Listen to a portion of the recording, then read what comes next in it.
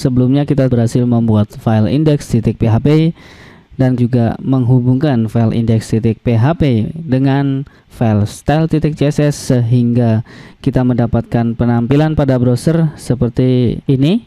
Kali ini kita akan mencoba untuk memisahkan atau memotong bagian-bagian header, footer, bagian sidebar dan sebagainya. Terlebih dahulu saya akan buat bagian headernya. Saya akan masuk kembali ke text editor di mana file index.php tadi ada di sana. Kita lihat bagian header. Yang saya maksud sebagai bagian header adalah secara struktural, secara konsep itu adalah header daripada suatu template atau temanya.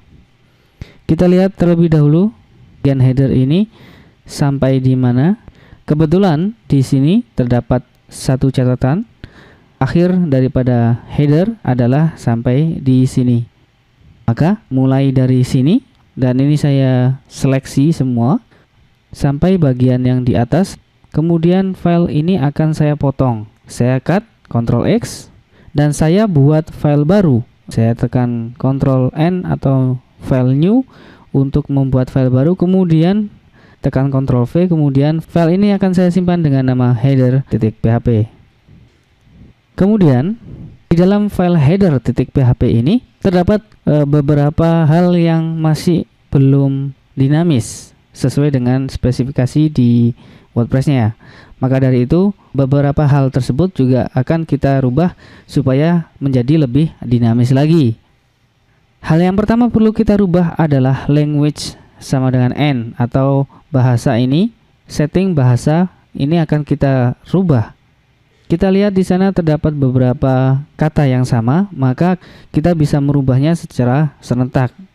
Untuk memilih kata yang sama, saya gunakan Ctrl D. Ini bisa kita gunakan hanya di Sublime Text 2. Kemudian saya akan rubah dengan fungsi PHP, yaitu language attributes seperti ini. Dan akan saya simpan untuk sementara. Berikutnya yang akan kita rubah selanjutnya adalah meta char set. Meta char set secara default menyatakan di sana adalah UTF-8. Ini akan kita rubah dengan menggunakan fungsi di dalam WordPress yaitu blockinfo char set. Dan dengan demikian karakter yang akan digunakan pada tema ini akan bisa lebih dinamis. Berikutnya di sana terdapat title. Ini juga kita akan rubah dengan menggunakan fungsi di dalam PHP dengan menggunakan WP title seperti ini. Secara default WP title akan menampilkan judul daripada artikel atau halaman. Akan tetapi kita akan memodifikasinya supaya lebih manis lagi, supaya lebih dinamis lagi dengan menambahkan karakter pipe. Kemudian di sana terdapat true, betul bahwa ini akan kita modifikasi lebih baik, dan ini kita buat right di mana judul artikel berada di sebelah kiri dan di sebelah kanan akan kita buat fungsi yang lain, yaitu kita beri nama websitenya. Kemudian bagian mana lagi yang bisa kita buat lebih dinamis? Kita lihat di sini terdapat metaname robots, kita bisa abaikan. Kemudian di sini terdapat metaname keywords. Bagian ini sangat penting untuk SEO Anda, namun pada kasus kali ini kita tidak menggunakannya. Anda bisa mengabaikannya untuk sementara. Begitu juga dengan metaname description. Kita juga tidak menggunakannya pada kasus kita kali ini. Kemudian ada author. Ini dapat Anda isi atau dapat Anda rubah dengan nama perancang tema ini. Kemudian berikutnya yang dapat kita buat lebih dinamis lagi, kita periksa, kita cek lebih dulu.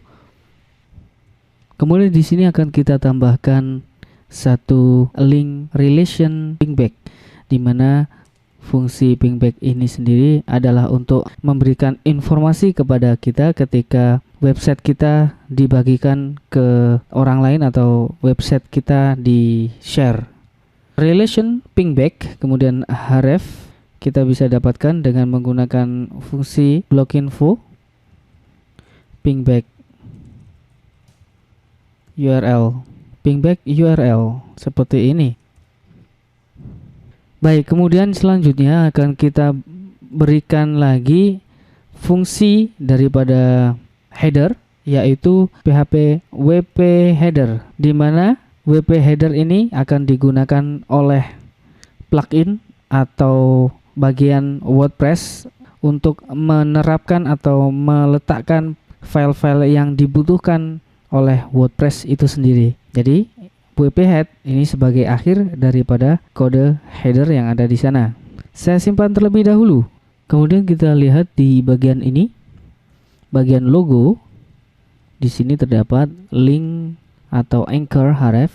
Ini mengarah ke home. Maka perlu kita ganti link yang ada di sini dengan menggunakan blog info. Kemudian di sini kita bisa masukkan URL, dan maka dari link ini akan mengarah ke root daripada situs Anda.